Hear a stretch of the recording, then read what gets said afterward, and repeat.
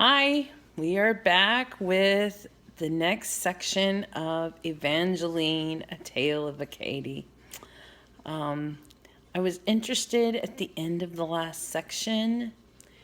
Call me suspicious, but I just wonder, why did Evangeline's sweetheart not go home?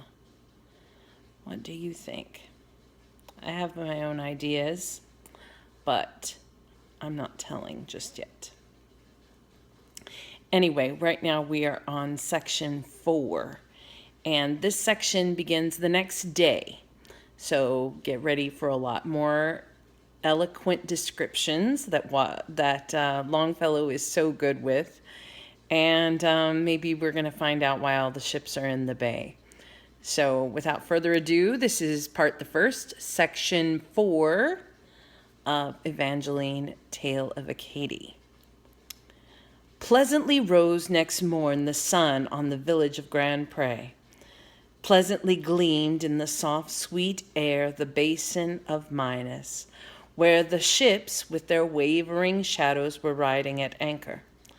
Life had long been astir in the village, and clamorous labor knocked with its 100 hands at the golden gates of the morning.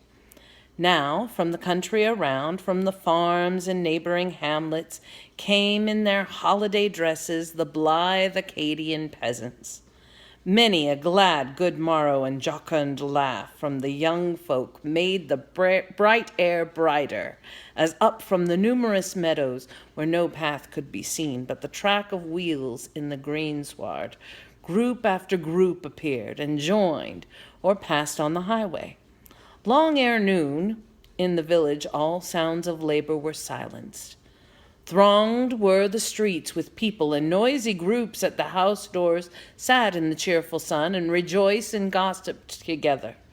Every house was an inn where all were welcomed and feasted, for with this simple people, who lived like brothers together, all things were held in common, and what one had was another's. Yet, under Benedict's roof, hospitality seemed more abundant, for Evangeline stood among the guests of her father. Bright was her face with smiles, and words of welcome and gladness fell from her beautiful lips, and blessed the cup as she gave it. Under the open sky and the odorous air of the orchard, stripped of its golden fruit, was spread the feast of betrothal. There in the shade of the porch were the priest and the notary seated. There good Benedict sat, and sturdy Basil the blacksmith. Not far withdrawn from these, by the cider press and the beehives, Michael the fiddler was placed, with the gayest of hearts and of waistcoats. Shadow and light from the leaves alternately played on his snow-white hair as it waved in the wind, and the jolly face of the fiddler glowed like a living coal when the ashes are blown from the embers. Gaily the old man sang to the vibrant sound of his fiddle, Tous les beaux jours de Chartres and les carillons de Dunkirk, and anon with his wooden shoes beat time to the music. Merrily, merrily whirled the wheels of the dizzying dances under the orchard trees and down the paths to the meadows. Old folk and young together, and children mingled among them. Fairest of all the maids was Evangeline, Benedict's daughter. Noblest of all the youths was Gabriel, son of the blacksmith. So passed the morning away, and lo! With a summons sonorous sounded the bell from its tower, and over the meadows a drum beat. Thronged ere long was the church with men. Without, in the churchyard, waited the women. They stood by the graves and hung on the headstones garlands of autumn leaves and evergreens fresh from the forest. Then came the guard from the ships, and marching proudly among them entered the sacred portal.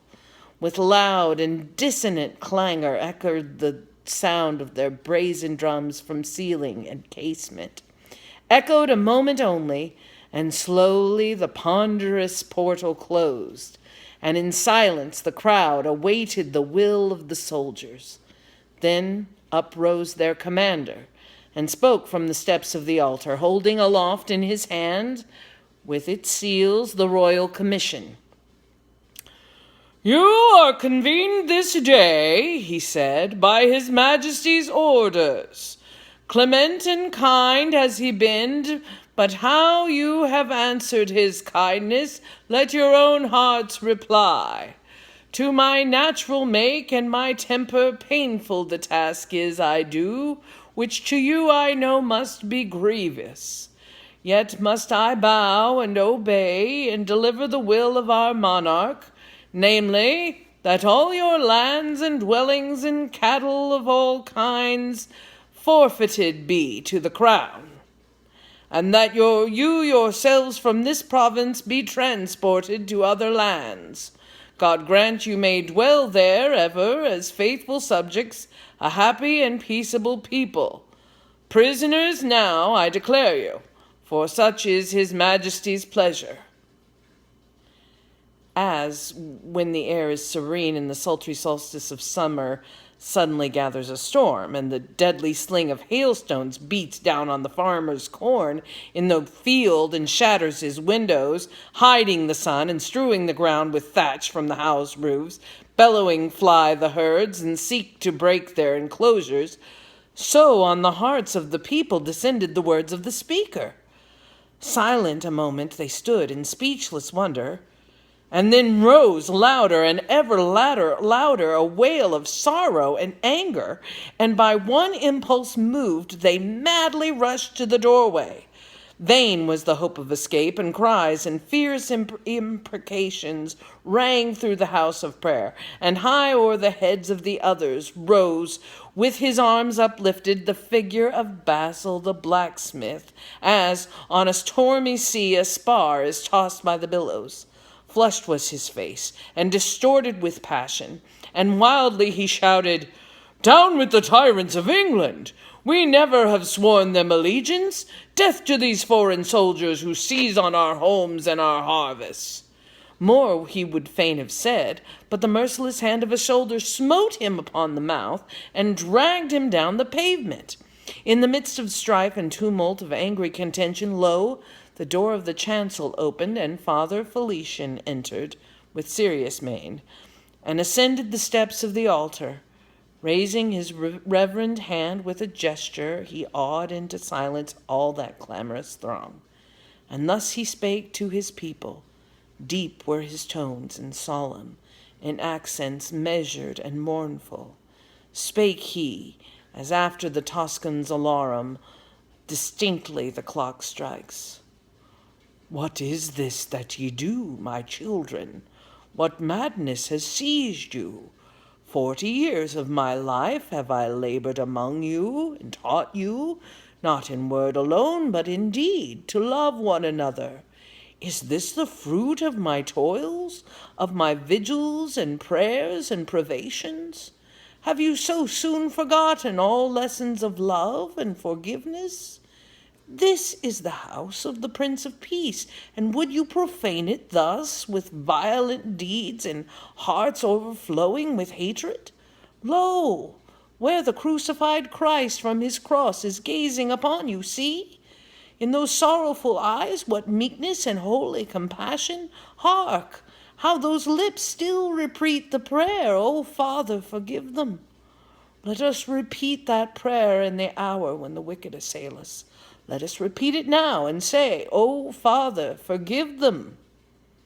Few were his words of rebuke, but deep in the hearts of his people sank they, and sobs of contrition succeeded the passionate outbreak, while they repeated his prayer and said, O Father, forgive them.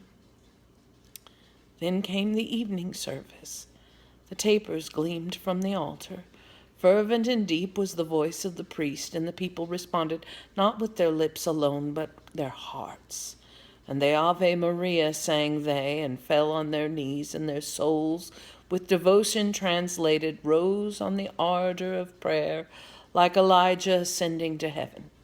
Meanwhile, had spread in the village the tidings of ill, and on all sides wandered, wailing from house to house, the women and children. Long at her father's door Evangeline stood, with her right hand shielding her eyes from the level rays of the sun that, descending, lighted the village street with mysterious splendor, and roofed each peasant's cottage with golden thatch, and emblazoned its windows.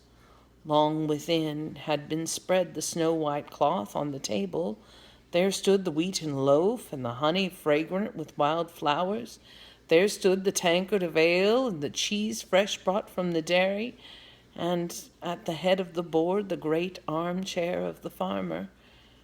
Thus did Evangeline wait at her father's door, as the sun set through the long shadows of trees o'er the broad ambrosial meadows. Ah, on her spirit within a deeper shadow had fallen, and from the fields of her soul a fragrance celestial ascended. Charity, meekness, love, and hope, and forgiveness, and patience. Then, all forgetful of self, she wandered into the village, cheering with looks and words the mournful hearts of the women, as o'er the darkening fields with lingering steps they departed, urged by their household cares and the weary feet of their children. Down sank the great red sun, and in golden glimmering vapors veiled the light of his face, like the prophet descending from Sinai. Sweetly over the village the bell of the Angelus sounded. Meanwhile, amid the gloom by the church Evangeline lingered.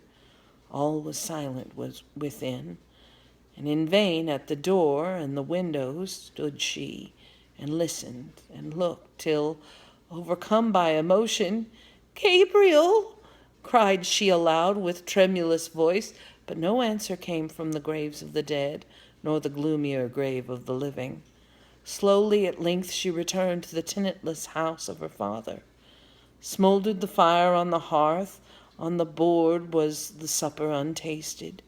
Empty and drear was each room, and haunted with phantoms of terror. Sadly echoed her step on the stair and the floor of her chamber. In the dead of the night she heard the disconsolate rain fall loud on the withered leaves of the sycamore tree by the window. Keenly the lightning flashed, and the voice of one echoing thunder told her that God was in his heaven and governed the world he created. Then she remembered the tale she had heard of the justice of heaven. Soothed was her troubled soul, and she peacefully slumbered till morning. Well, can you imagine just somebody walking in and saying, "Guess what? Everybody here in town's a prisoner." And the women don't know what's going on. It's an interesting story, isn't it? I wonder what's going to happen next. We'll see. I'll see you next time.